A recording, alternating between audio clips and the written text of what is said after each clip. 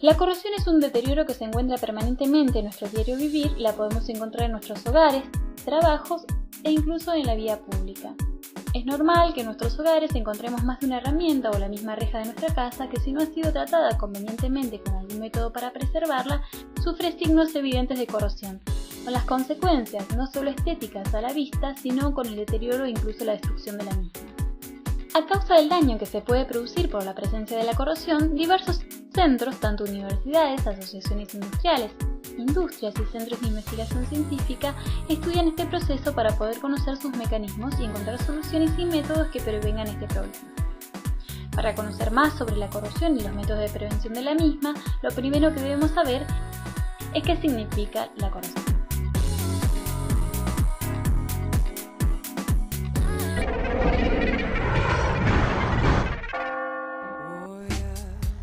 Se define corrosión como la interacción de un material, habitualmente un metal, con el medio que lo rodea, produciendo deterioros en sus propiedades tanto físicas como químicas.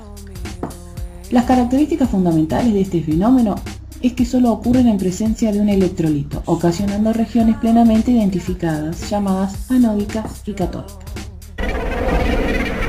El átomo está formado por un equilibrio de cargas positivas llamadas protones y de cargas negativas llamadas electrones.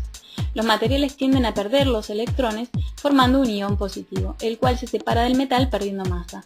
Esto sucede normalmente cuando un metal entra en contacto con un electrolito, que es un medio conductor de la corriente. Por ejemplo, puede ser el agua, dando lugar a reacciones electroquímicas de oxidación y reducción.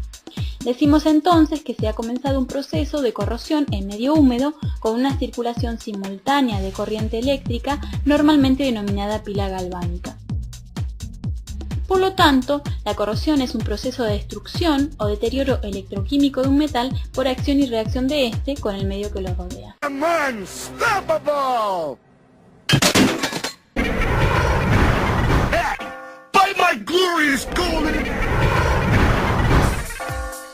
La corrosión tiene varias fuentes, como pueden ser temperaturas extremas, esfuerzos, concentración de reactivos, erosión, fatiga, etc. Por eso es importante clasificarla para así entender mejor su comportamiento. Se separa en general en dos grandes grupos, que son los casos de corrosión generalizada uniforme y los casos de corrosión localizada. Dentro de la corrosión generalizada uniforme se agrupan las corrosiones que deterioran parejamente un material, son de índole general y tienden a correr en forma pareja toda la superficie hasta gastarla. Dentro de este grupo, las más significativas son la corrosión atmosférica, la corrosión galvánica. Por último, dentro de los casos de corrosión generalizada uniforme, tenemos la corrosión por altas temperaturas.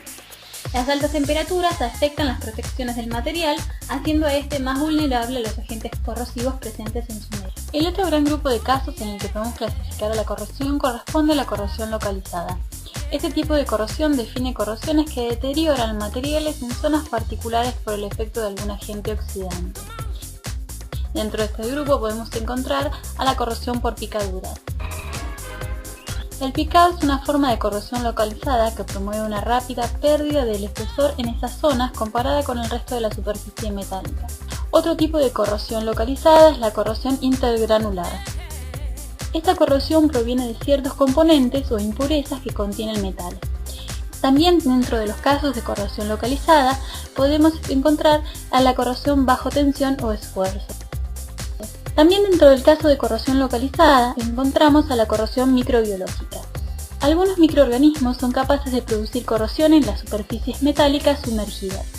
Su acción está asociada a la corrosión por picaduras. Por último, dentro de los casos de corrosión localizada, encontramos la crevice corrosión. Este tipo de corrosión es un ataque localizado y profundo, es una de las corrosiones más comunes entre los metales y sus aleaciones, en especial del acero y sus variantes.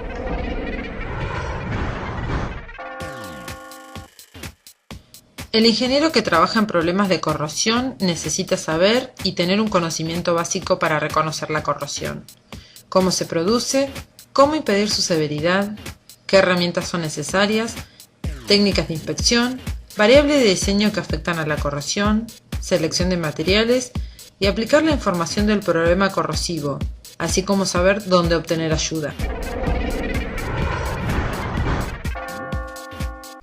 Las tuberías y oleoductos que se encuentran prestando servicio durante un largo, mediano o corto tiempo necesitan una técnica que permita conocer con certeza que los procesos de fabricación y manufactura en fábrica, transporte de la tubería, instalación, procedimientos de soldadura, pintura y recubrimiento, pasando por el material utilizado para la tubería y llegando a la corrosión, abrasión y abolladuras sufridas por el tipo de fluido de servicio, no han dado como resultado variaciones en el espesor de la tubería ni esfuerzos despreciados o inimaginados en el diseño del sistema.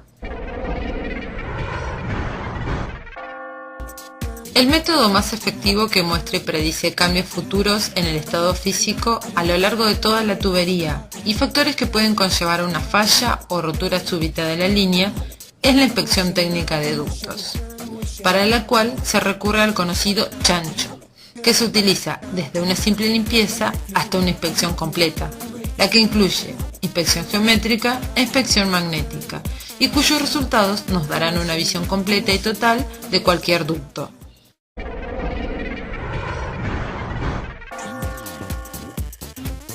Entre septiembre del año 2004 y el mismo mes del año 2005, hubo 447 derrames de petróleo en la ciudad de Comodoro Rivadavia. Esto significa más de un derrame por día. La mitad es por fallas por corrosión de conductos y el resto por fallas en los materiales o por distintas negligencias operativas. Las principales manchas de petróleo se pueden observar en los acantilados costeros, donde los derrames son mayores. Estos son datos oficiales y fueron dados a conocer por la Secretaría de Medio Ambiente de la provincia del Chubut hacia finales del año 2009. Esto nos demuestra la importancia que requiere el tema de la corrosión en cualquier industria y en especial en nuestra industria petrolera.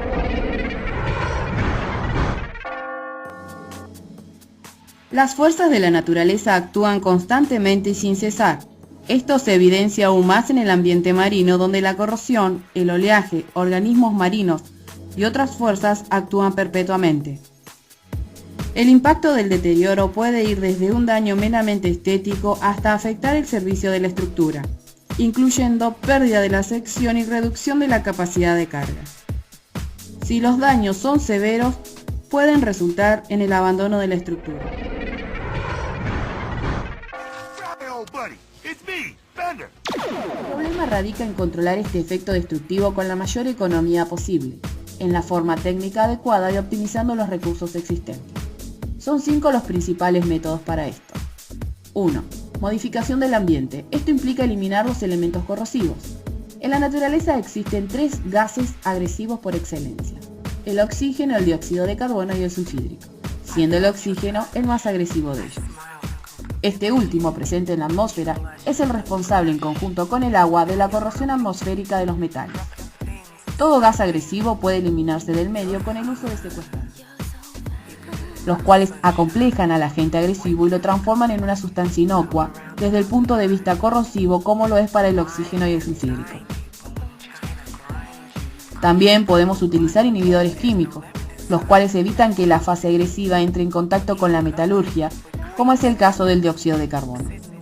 Y en caso de la corrosión microbiológica, se recurre a los bactericidas. 2. Utilizar mejores materiales de construcción que sean resistentes a la corrosión. La primera idea es escoger un material que no se corroa en el ambiente considerado. Se pueden usar aceros inoxidables, aluminio, cerámicas, polímeros, plásticos fibrados para retardar el proceso de degradación. Cabe recordar que no existen materiales absolutamente inoxidables. Hasta el aluminio se puede corroer. 3. Protección catódica. Desde el punto de vista simple, corresponde al empleo de una corriente continua proveniente de una fuente externa, que se opone a una corriente de corrosión en las áreas anódicas de una estructura metálica sumergida en un medio conductor o electrolito, tal como el suelo o el agua. 4. Uso de revestimientos, lo que consiste en colocar una barrera entre el material y el ambiente. Por ejemplo, recubrir el acero normal con zinc, procedimiento que se conoce generalmente como galvanizado, y es la forma más normal de proteger pequeños objetos fabricados. También podemos recubrir el acero normal con plásticos especiales resistentes al desgaste. Sin embargo, tienen un alto costo. o bien pintarlos con pinturas especiales, que es el método más común de proteger grandes estructuras de acero. 5. Diseño. El sobredimensionamiento de la estructura suele usarse para alargar la vida útil, ya que la corrosión es un fenómeno que no puede evitarse.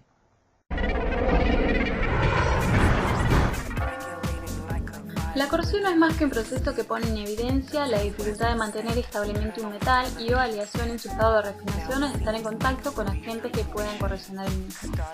Claro está que este proceso provoca la investigación y el planteo de fórmulas que permiten alargar la vida útil de los materiales sometidos a este proceso.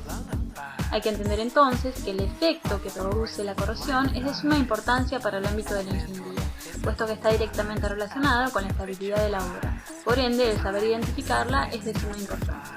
Como última conclusión está el hecho de que hay que ahondar en estos conocimientos, pues ellos formarán parte de los desafíos que deberán enfrentar un ingeniero civil en obra, un ingeniero químico en procesos o un ingeniero en petróleo en refinerías o ductos. Thank you and good night.